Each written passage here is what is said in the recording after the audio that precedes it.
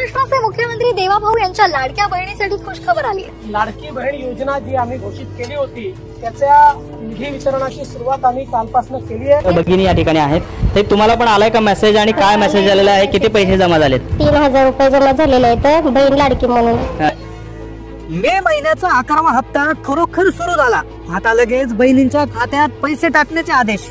आता कोणत्याही क्षणी बहिणींना मेसेज येणार, पण लाडक्या बहिणींसाठी आता वयाची अट। राज्य सरकारने लाडक्या बहिणींच्या वयानुसार एक नवी यादी तयार केली। आता तुमचं वय किती आहे यावरून तुम्हाला हप्ता किती मिळेल हे ठरणार आहे। तसेच बँकांचाही एक नवा नियम आलाय। सर्व बँकांच्या खात्यात मेचा हप्ता जमा होणार नाही। काही बहिणींचे बँक खाते आता रद्द झालेले आहेत। एप्रिलचा हप्ता यायला भरपूर उशीर झाला, त्यामुळे मेचा हप्ता लगेच खात्यात येणार आहे। काल रात्री 36 जिल्ह्यापैकी 4 जिल्ह्यामध्ये वाटपाचे आदेश दिलेले आहेत।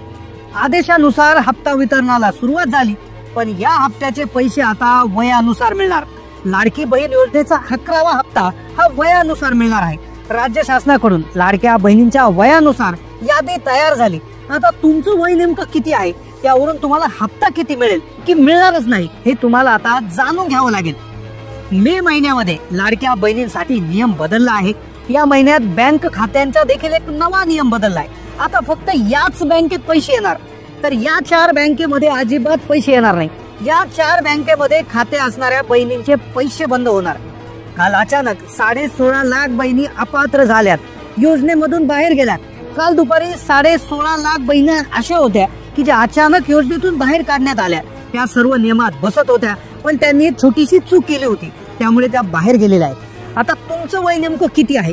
तुम्ही 21 ते 30 वर्ष वयोगटात बसता की तुमचं वय 31 ते 40 वर्ष वयोगटात आहे, की तुमचं वय 41 ते 50 वर्षामध्ये बसतं, की तुमचं वय 51 ते 60 मध्ये आहे, की तुमचं वय डायरेक्ट शेवटची जी कॅटेगरी आहे 61 ते 65 मध्ये बसता।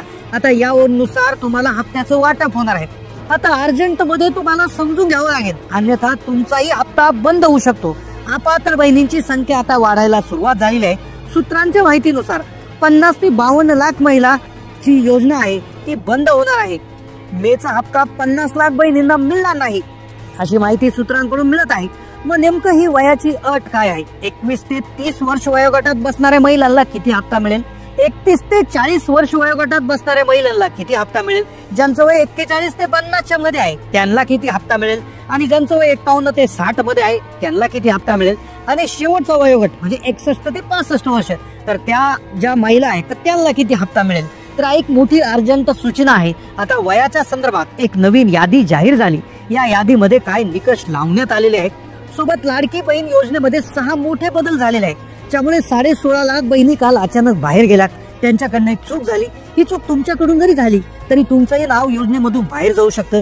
तुम्ही सर्व नियमात बसत जरी असाल तरी तुम्ही बाहेर होऊ शकता। या एका चुकीमुळे आज त्या महिला खूप दुःखी आहेत, कारण की एका छोट्या चुकीमुळे त्या बाहेर गेल्यात। आता वयाची अट नेमकं काय आहे, कोणत्या वयानुसार किती पैसे मिळणार, किती वय असल्यावर पैसेच मिळणार नाही हे तुम्हाला अर्जंट पाहून घ्यावं लागणार। लाडकी बहीण योजनेचा 11वा हप्ता आता लगेच सुरू करण्यात आलाय। काल रात्रीच आदेश देण्यात आलेले आहे, बँकांना निधी दिलेला आहे, पण बऱ्याचशा महिलांना अजूनही मागचे हप्ते जमा झालेले आहेत। महिलांना प्रॉब्लेम येत होते, आता हप्ते बंद होतात की काय या संदर्भात स्वतः आदितीताईंनी स्पष्टीकरण दिलंय। आदितीताईंनी सांगितले की कालपासून 36 जिल्ह्यामध्ये पैसे वाटपाचे आदेश दिलेले आहेत। दररोज 4 ते 5 जिल्हे घेण्यात आलेले आहेत। 6 प्रशासकीय विभागामधून 1 ते 2 जिल्ह्यांची निवड आता करण्यात येणार आहे। आता विभागानुसार कोणत्या कोणत्या जिल्ह्यात पैसे वाटप होईल हे तुम्हाला ऐकून घ्यावंच लागेल, अन्यथा वयानुसार तुमचा हप्ता होऊ शकतो बंद।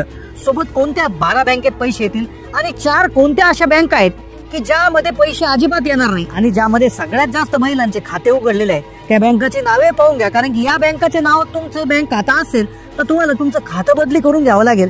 16.5 लाख महिला का बाहेर गेल्या, वयानुसार हप्ता वाटप झाला तर तुम्हाला पैसे किती येतील? लक्षपूर्वक आता हा व्हिडिओ ऐकायचा आहे। पहा, 16.5 लाख बहिणी ज्या आहेत त्या बाहेर का गेलेल्या आहेत।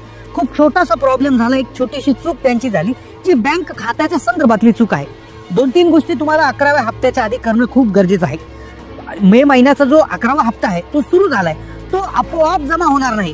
जसे पहिले हप्ते तुमचे आपोआप जमा झाले, हा अजिबात आपोआप जमा होणार नाही। तुम्हाला वाटत असेल की आपोआप मेसेज येईल, आपोआप पैसे जमा होतील, पण आता तसं होणार नाही। बऱ्याचशा बहिणींना कालपासून पैसे जमा होत आहे, पण कुणी कोणाला खरं सांगत नाही. त्यामुळे तुम्हाला एक काम तुम्ही केलं तर अर्जंट पैसे जमा होतील, नाही तर अजिबात जमा होणार. तुम्हाला पहा काही गोष्टींची लवकरात लवकर काळजी घ्यावी लागेल, काही गोष्टी अर्जंट मध्ये कराव्या लागतील. तुमच्या वयानुसार किती हप्ता होईल हे जाणून घ्यावं लागेल. कारण की पहा आता मे महिन्यामध्ये लाडक्या बहिणींसाठी काही नियम बदललेले आहेत, काही वेगळे निर्णय घेतलेले आहेत. त्यानुसार आता वयानुसार हप्ता वाटप केला जाणार आहे.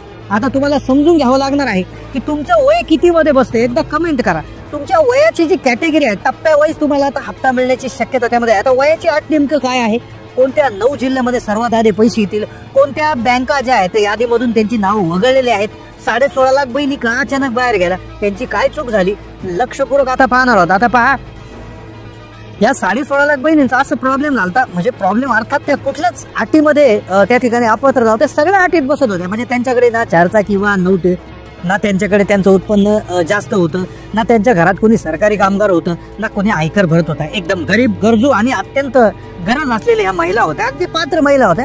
पण त्यांच्याकडून एक छोटीशी चूक झाली. ती चूक कोणती झाली, ती तुमच्याकडून जरी झाली तरी तुमचा मे पासून हप्ते बंद होऊन जातील. म्हणजे नुसतं मेच नाही तर जून, जुलै, ऑगस्ट, सप्टेंबर, ऑक्टोबर म्हणजे पुढले कोणतेच हप्ते येणार नाही. ती चूक क्लिअर करून घ्या. तुम्हाला काय करायचंय बघा, आता लक्षपूर्वक ऐका. तुमचं आधार कार्ड आणि बँक पासबुक जे आहे तर ती घेऊन बसा, शेजारी घेऊन बसा. आधार कार्डवरचं तुमचं नाव आणि बँक खाते पुस्तकावरचं नाव हे सारखं आहे का पहा, ते एक्झॅक्टली सेम असणं गरजेचं आहे. म्हणजे कुठल्याही प्रकारची स्पेलिंग मिस्टेक त्याच्यामध्ये नसावी. ते अगदी बरोबर बारीक लक्ष करून चेक करून घ्या. या गोष्टी चेक करणं होणं गरजेचं आहे. आता पहा तुमचं आधार कार्डवरचं नाव, तुमचं बँक खाते पुस्तकावरचं नाव आणि लाडकी बहीण योजनेमध्ये जेव्हा अर्ज भरला तर ते नाव, ही तीनही नावं एक्झॅक्टली मॅच होणं गरजेचं आहे. तर आणि तरच पैसे मिळतील. आता तुम्हाला आम्हाला मागचे पैसे तर मिळाले, एप्रिलचे मिळाले किंवा मागचे, पण लक्षात घ्या मागच्या वेळेसच्या नियम गोष्टी वेगळ्या होत्या, आता बऱ्याचशा गोष्टी बदलल्या. आता वयानुसार हप्ता वाटप होणार आहे. त्यामुळे हळूहळू ज्या गरजू बहिणी आहेत, ज्या खरोखर ज्यांना गरज आहे त्यांना सरकार पैसे देणार आहे. मग कदाचित तुम्ही गरजू असूनही तुम्ही अपात्र होऊन जाल. त्यामुळे ही गोष्ट एकदा चेक करा, कमेंट करा काय प्रॉब्लेम येत असेल तर. कारण की आता 12 अशा बँका आहेत की ज्यामध्ये पैसे येणार आणि 4 बँकेत खाते आपोआप बंद होऊन जातात. वयानुसार जे वाटप आहे ते सुरू झालेलं आहे. आता वयानुसार काय अट आलेली आहे, वयाची नवी यादी कोणती आलेली आहे लक्षपूर्वक जाणून घ्या. आता कोणत्या वयोगटातल्या महिलांना पैसे मिळतील, कोणत्या वयोगटातल्या महिलांचे पैसे बंद होतील. आता 2100 मिळणार की 1500 मिळणार की काहीच मिळणार नाही, वयानुसार कसं ठरणार आता लगेच जाणून घ्या. पण त्याआधी बँक खात्याच्या संदर्भातला एक नियम आलाय. 4 बँका ज्या अशा आहेत की योजनेतून बाहेर काढल्या. 4 बँकेत भरपूर महिलांची खाती होती. 4 बँका पूर्ण महाराष्ट्रभर आहेत. त्या महिलांच्या बँक खात्यामध्ये पैसे आता अजिबात जमा होणार नाही. आता बघा ह्या ज्या बँका आहेत तर यातली पहिली क्रमांकाची बँक आहे तर ती म्हणजे पतसंस्था आहे. आता पतसंस्था ही अशी छोटीशी बँक असते, ती बऱ्याचशा शहरांमध्ये असते किंवा खेडोपाडी असते. पतसंस्थेमध्ये जर तुम्ही खातं जर उघडलं असेल तर ते तुम्ही कदाचित ते ट्रान्सफर करून घ्या. ते तुम्ही नॅशनलाइज बँकेमध्ये ट्रान्सफर करा. मग तुम्ही स्टेट बँक ऑफ इंडियामध्ये करा, बँक ऑफ महाराष्ट्रामध्ये करा, युको इंडियन बँकमध्ये करा, इंडियन ओव्हरसीज मध्ये कोणत्याही तरी बँकेत ट्रान्सफर करा किंवा जवळपास पोस्ट ऑफिस बँक असेल तर त्याच्यात ट्रान्सफर करा. कारण की या पतसंस्थेला IFSC कोड स्वतःचा नसतो. ते IFSC कोड दुसऱ्या कुठल्या तरी बँकेचा घेतात. उदाहरणार्थ ICICIचा घेतील, HDFCचा घेतील किंवा दुसऱ्या बँकेचा घेतील. त्यामुळे याच्यामध्ये पैसे येण्यामध्ये प्रॉब्लेम होतो. दुसरी बँक जी आहे ज्याच्यामध्ये पैसे येण्यास प्रॉब्लेम होतो ती म्हणजे मल्टी स्टेट क्रेडिट सोसायटी. काही मल्टी स्टेट क्रेडिट सोसायटी असतात ज्या खेडोपाडी गावोगावी तालुक्यांमध्ये असतात, छोट्या मोठ्या शहरांमध्ये असतात. तर त्या बऱ्याचशा याला देखील IFSC कोड नसतो. दुसऱ्या कुठल्या तरी बँकेचा IFSC कोड ते वापरतात. तर अशाही बँकांचा प्रॉब्लेम होत असतो. तिसरी क्रमांकाची बँक आहे district cooperative bank. District cooperative bank जसं Pune district cooperative bank, Ahmednagar, Ahilyanagar district cooperative bank, अशा डिस्ट्रिक्ट कोऑपरेटिव्ह बँक आहेत. बऱ्याचशा या बँकांना IFSC कोड नसतो, त्यांच्यामध्ये आधार लिंकिंग फॅसिलिटी नसते. तर अशी जर तुमच्या DC म्हणजे डिस्ट्रिक्ट बँकेमध्ये जर नसेल तर तुम्ही ती देखील तुमची बँक बदलून घ्या. तर अशा प्रकारचे बँकेत खाते असतील तर तुम्ही तातडीने तुमचे खाते पोस्टामध्ये कन्वर्ट करा किंवा दुसऱ्या राष्ट्रीयकृत बँकेमध्ये खाते उघडा, प्रायव्हेट बँकेमध्ये खाते उघडा. त्यामुळे तुम्हाला कुठलंही टेन्शन राहणार नाही. पोस्टामध्ये आपोआप पैसे येतात. स्टेट बँक ऑफ इंडिया आहे, SBI मध्ये खातं उघडू शकता, कॅनरा बँक आहे, युको बँक आहे, या 12 राष्ट्रीयकृत बँक आहेत. यामध्ये तुम्ही खातं उघडू शकता, ज्यामुळे तुम्हाला आपोआप पैसे येतील, कुठल्याही प्रकारची अडचण येणार नाही. आता तुमचं बँकेत खातं कोणतं आहे आणि तुम्ही कोणत्या जिल्ह्यातून व्हिडिओ पाहताय कमेंट करा. आता वयानुसार यादी आली आहे. आता लाडकी बहीण योजनेअंतर्गत 2.5 कोटी लाभार्थ्यांमध्ये एक सर्व्हे करण्यात आला. त्यात असं आढळलंय की 83% महिला होत्या, ज्यामध्ये विधवांची टक्केवारी 47% होती. घटस्फोटित निराधार सोडून राहिलेल्या महिला 10% होत्या. तर आता जर बघितलं तर 30 ते 39चा जो गट होता, तर 30 ते 39चा वयोगट जो होता तो सर्वाधिक म्हणजे 29% होता. त्यानंतर म्हणजे 30 ते 39 मध्ये जर तुमचं वय बसत असेल तर कमेंट करा. त्यांची सर्वाधिक टक्केवारी म्हणजे 29 टक्केवारी. त्यानंतर 21 ते 29 मध्ये बसणाऱ्या ज्या महिला होत्या वयोगटातल्या तर त्या 25% होत्या. त्यानंतर 40 ते 49 मध्ये लाभार्थ्यांची संख्या 23.6% होती आणि म्हणजेच 78% लाभार्थी 21 ते 39 मधले आहेत. लक्षपूर्वक पहा, 21 ते 39 मधल्या लाभार्थी जे आहेत ते ह्या 78% आहेत आणि उरलेले जे लाभार्थी आहेत मग 22% 55 ते 65 मधल्या आणि 60 ते 65 मधल्या